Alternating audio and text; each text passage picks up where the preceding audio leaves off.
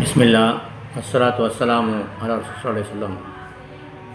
புகாரில் இருக்கக்கூடிய ஹதீஸில் நபிஸா சொல்கிறாங்க, ஒரு மனிதன் இறந்து விட்டால் அந்த ஜனாசாவை தூக்கிட்டு போகும்போது அது நன்மை செய்த ஜனாசாவாக பிரேதமாக இருந்தால் என்னை விரைவாக கொண்டு போங்க, நான் இறைவனிடத்தில் அந்த சொர்க்கத்தை பெற்றுக்கொள்ள வேண்டும் சொல்லுமா.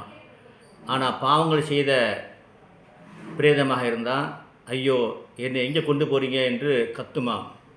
நபிஸா சொன்னாங்க, அதனுடைய சப்தத்தை ஜின் வர்க்கத்தையும் மனித வர்க்கத்தையும் தவிர அனைத்தும் கேட்பாருங்க.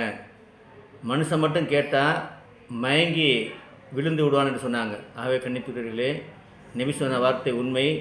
நன்மை செய்தால் சொர்க்கமும் தீமை செய்தால் நரகம் கிடைக்கும். அது நாம் இறந்தவனுமே தெரிஞ்சிடும். பயந்து கொள்ளுங்கள்.